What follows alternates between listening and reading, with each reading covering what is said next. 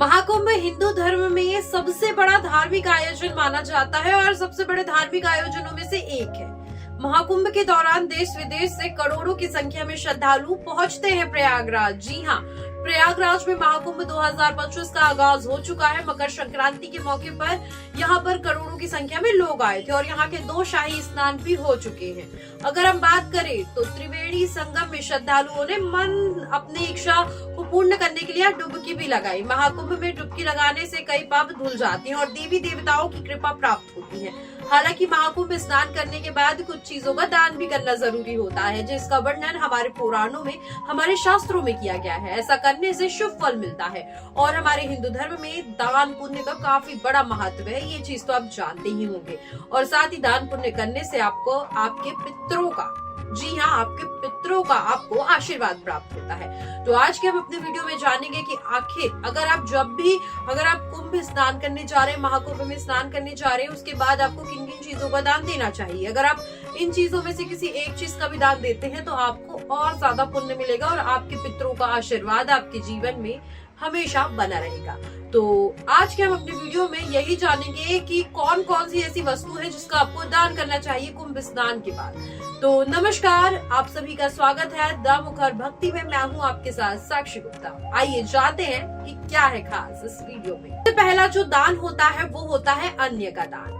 अन्न दान का विशेष महत्व बताया गया है। हिंदू धर्म में अन्न का दान महादान कहा जाता है। इसी कारण कुंभ स्नान के बाद आपको अन्न का दान जरूर करना चाहिए। अन्न का दान करने से आपको आत्मीय संतोष मिलता है और साथ ही आपके पितरों की आत्मा को भी मुक्ति मिलती है। पितरों के आशीर्वाद से आपके जीवन में भी अच्छे बदलाव होते हैं। तो आप अन्न का दान जरूर कर सकते हैं। या तो अपने आसपास किसी ब्राह्मण को कर सकते हैं या तो किसी निर्धन को कर सकते हैं। इसके बाद दूसरे नंबर पे जो दान आता है वो सबसे बड़ा दान होता है कपड़ों का दान, यानी कि वस्त्र दान। महाकुंभ में स्नान के बाद जरूरतमंदों को कपड़ों का दान भी जरूर करना चाहिए। कपड़ों का दान करने से धर्म लाभ प्राप्त होता है, वहीं जरूरतमंद लोगों को राहत मिलती है। ऐसे में आपकी समर्थता के अनुसार महाकुंभ स्नान के बाद कपड़ों का दान अवश्य करना चाहिए। ठंडी का मौसम है, आपको मैं ये कहूंगी कि कपड़ों का दान आप जरूर कीजिए। जो निर्धन है उसकी मदद आपको जरूर करनी चाहिए।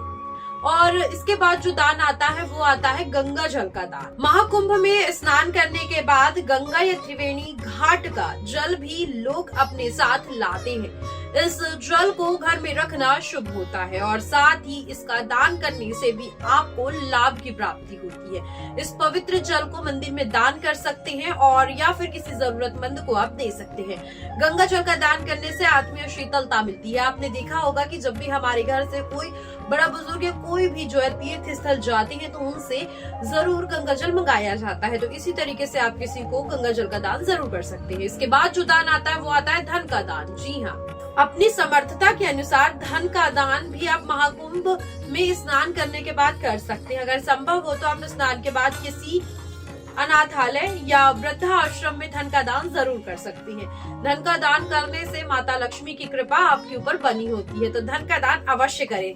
ये नहीं है कि आपको ज्यादा धन या ज्यादा पैसों का दान करना है, जितना आपका बजट है आप उस अकॉर्डिंग दान कर सकते हैं। इसके बाद जो दान आता है वो आता है तिल और गुड़ का दान। इस महीने में आपने देखा होगा तिल और गुड़ का अलग ही महत्व है, लड्डू बनाए जाते हैं। महाकुंभ में स्नान करने के बाद तिल और गुड़ का दान करने से शारीरिक और मानसिक शुद्धि मिलती है।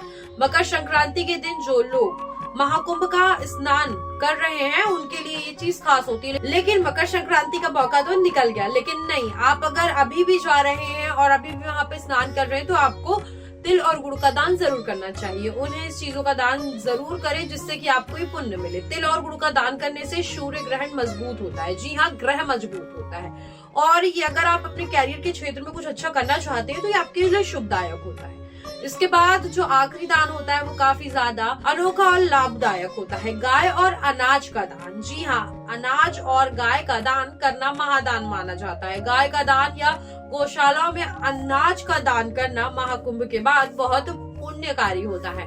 इन दोनों चीजों का दान आपकी कई परिस्थिति हो या फिर जो भी आपकी परेशानियां से दूर कर सकता है और आपके घर में सुख समृद्धि भी मिलती है आपको। अगर आप इतने समर्थ नहीं है कि आप इन चीजों का दान करें तो आप इसे छोटे छोटे वे में मीन्स बल्क क्वांटिटी में ना दान करते हुए आप अपने अकॉर्डिंग जितनी आपकी समर्थता है उस अकॉर्डिंग आप इसे दान कर सकते हैं, लेकिन कुछ ना कुछ आप जरूर दान कीजिए अगर आपकी समर्थता है तो।